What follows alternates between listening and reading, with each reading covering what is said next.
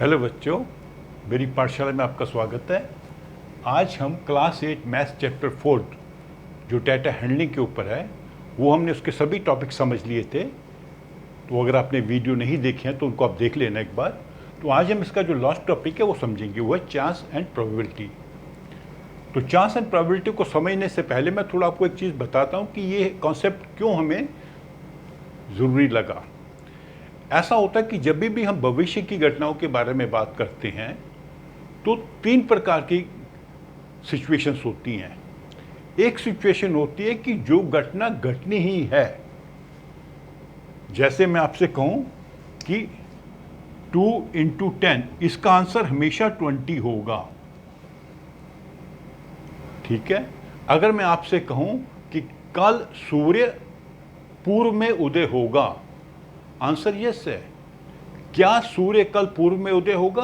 हाँ, क्योंकि सूर्य हमेशा पूर्व में ही उदय होता है। Sun always rises in the east.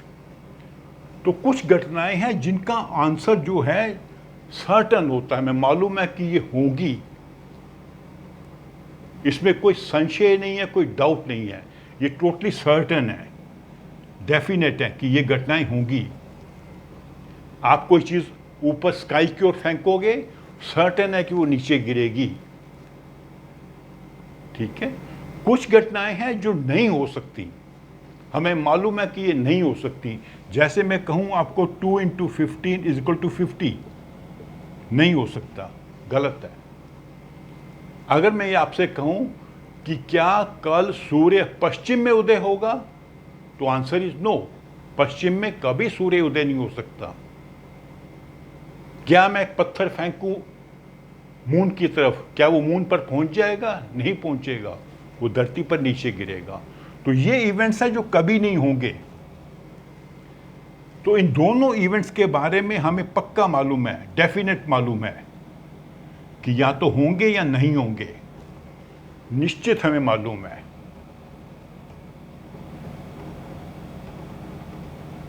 हम निश्चित हैं कि या तो ये घटना घटेगी या नहीं घटेगी।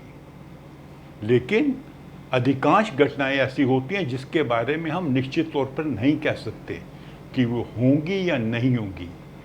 जैसे मैं आपसे पूछूं क्या भारत अगला वर्ल्ड कप जीत जाएगा, तो आप कह सकते हो जीत भी सकता है और नहीं भी जीत सकता।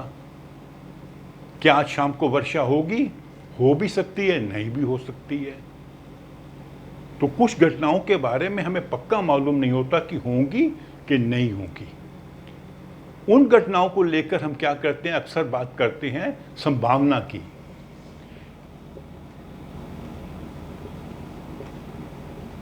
क्या संभावना की चीज होगी? क्या संभावना है कि भारत अगला वर्ल्ड कप जीत जाएगा?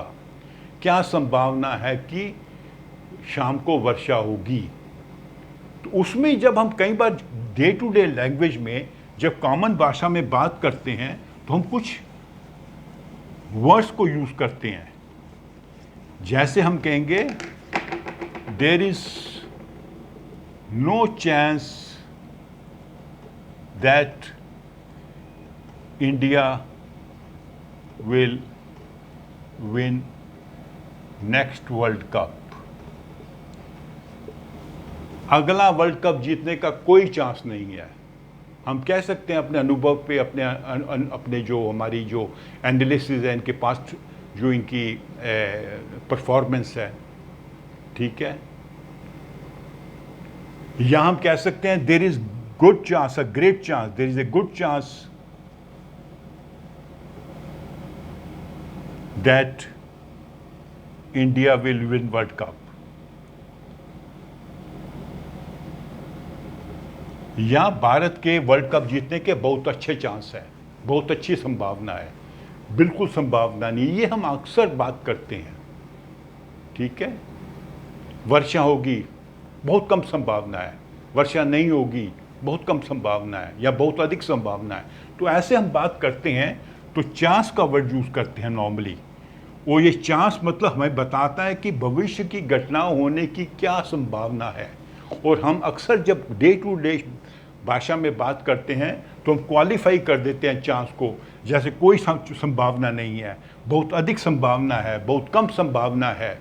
तो ऐसे हम आमतौर पर जब बात करते हैं तो ऐसे ही बात करते हैं। तो इसी कॉन्सेप्ट को लेके जब हम उसको मैथमेटिकली डिफाइन करते हैं संभावना को, तो बन जाता है प्रोबेबिलिटी। ये यही कॉन्सेप्ट है, लेकिन ये मैथमेटिकल कॉन्सेप्ट है। इसमें मैथमेटिकल कॉन्सेप्ट नहीं है, हम अनुमान से कहते हैं। जैसे हमने देखा विराट कोहली की परफॉर्मेंस, तो हम कहेंगे बहुत संभावना है कि विराट कोहली अगले मैच में 100 रन बनाएगा। या हम उसकी परफॉर्मेंस देखते हैं तो बोलते हैं बहुत कम संभावना है कि वो 100 रन बनाएगा। तो ये हमने उसका जो पुराना ट्रैक रिकॉर्ड था, पिछले मैचेस में उसने कितने रन बनाए, उससे हम अनुमान लगाते हैं कि संभावना कम है कि ज़्यादा है। तो चांस ज़्यादा है कि चांस कम है। ठीक है। आकाश में बादल बिल्कुल नहीं है तो कोई चांस नहीं कि वर्षा होगी। आकाश में बादल है तो चांस है कि बारिश होगी, बहुत अधिक चांस है कि बारिश होगी। तो लेकिन जब इसी चांस कॉन्सेप्ट को हम ट्रांसलेट करते हैं मैथमेटिकली, तो उसमें कॉन्सेप्ट बन जाता है प्रोबेबिलिटी का। और मैथमेटिक्स में प्रोबेबिलिटी का एक बड़ा इंपॉर्टेंट रोल है कि फ्यूचर के इवेंट्स को हमने अगर फोरकास्ट करना है, भविष्य की घटनाओं को फोरकास्ट करना है, तो हम प्रोबेबिलिटी पे चलते हैं। और किसी भी इवेंट की प्रोबेबिलिटी को कैलकुलेट करने के लिए डिटेल्ड मेथड्स होते हैं, पूरा डाटा कलेक्ट करके हम एनालाइज करते हैं कि क्या प्रोबेबिलिटी है। और प्रोबेबिलिटी को वैसे मैं एक अलग वीडियो बना के डिटेल में आपको समझाऊंगा प्रोबेबिलिटी कैसे कैलकुलेट करते हैं, उसको कैसे, थोड़ा मैं आपको हिंट दे देता हूँ अभी। प्रोबेबिलिटी को दर्शाने के 2 तरीके होते हैं।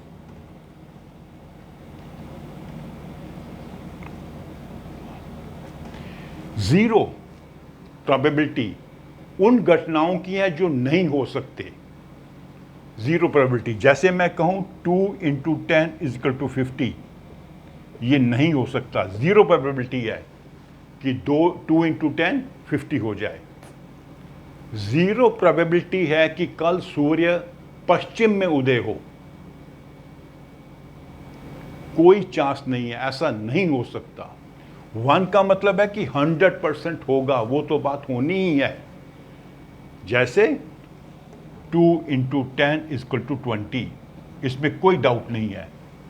या सूर्य कल पूर्व में उदय होगा, sun will rise in the east tomorrow, 100% certain है।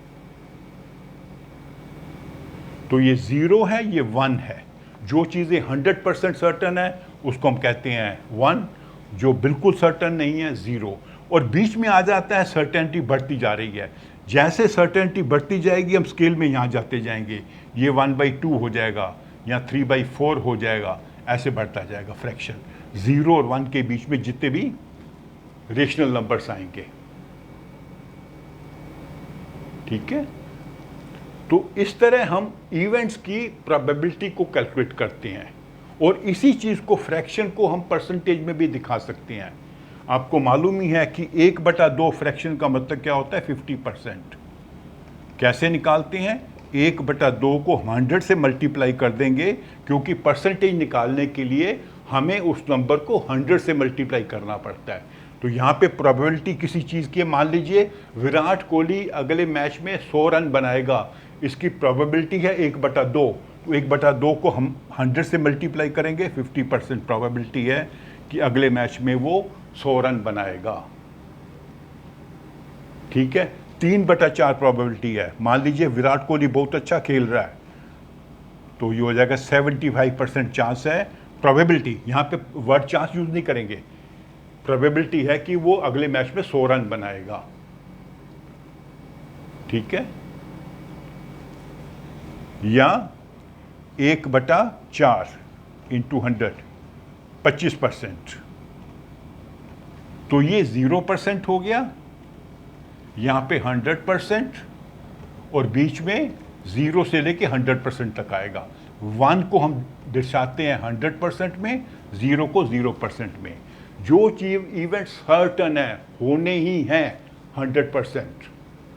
जैसे 2 × 10 = 20, 100% सही है। 2 × 10 = 50, असंभव, 0%। कोई प्रोबेबिलिटी नहीं है कि कभी 2 × 10 50 बन जाए। या कोई प्रोबेबिलिटी नहीं है कि कभी सूर्य पश्चिम में उदय हो, या कोई प्रोबेबिलिटी 100% प्रोबेबिलिटी है कि सूर्य हमेशा पूर्व में उदय होगा। तो ये 100% वाले जो होने ही हैं, 0% नहीं होने हैं, और बीच में डिपेंड करता है कि जैसे जैसे संभावना बढ़ती जाएगी वैसे वैसे हम स्केल पर यहाँ से वहाँ जाते जाएंगे। जैसे हमने एग्जाम्पल दिया विराट कोहली की परफॉर्मेंस, अगर विराट कोहली की परफॉर्मेंस अच्छी होती जा रही है तो मान लीजिए अगले मैच में 100 रन बनाएगा कि नहीं बनाएगा, उस पर डिपेंड करता है। मान लीजिए एक मैच में वो शुरू हुआ तो उसने 50 रन बना लिए, तो अब आपको लगता है कि चांस है कि ये 100 रन पूरे कर लेगा, तो प्रोबेबिलिटी बढ़ जाएगी। तो किसी इवेंट की प्रोबेबिलिटी को जानने के लिए हम उसका पुराना इतिहास देखते हैं कि वो घटना कैसे घटी। कोई खिलाड़ी है, उसकी परफॉर्मेंस, कोई मान लो स्टूडेंट है, उसकी स्कूल में परफॉर्मेंस क्या रही, तो वो फाइनल एग्जाम में कितने नंबर आएंगे, वो कितने % मार्क्स उसको मिलेंगे। तो इस चीज़ से हम प्रोबेबिलिटी को समझते हैं। तो प्रोबेबिलिटी के जो बाकी पॉइंट्स हैं, डाइस को लेके या कॉइन को लेके, या एक बैग में हमने बॉल्स रखे हुए हैं अलग अलग कलर के, वो प्रोबेबिलिटी हम कैसे कैलकुलेट करेंगे, उसके लिए मैं आपको एक अलग वीडियो बना के समझाऊंगा। तो आप मेरे इस वीडियो को लाइक करो, अपने फ्रेंड्स के साथ शेयर करो और मेरे चैनल को सब्सक्राइब भी करो। Thank you.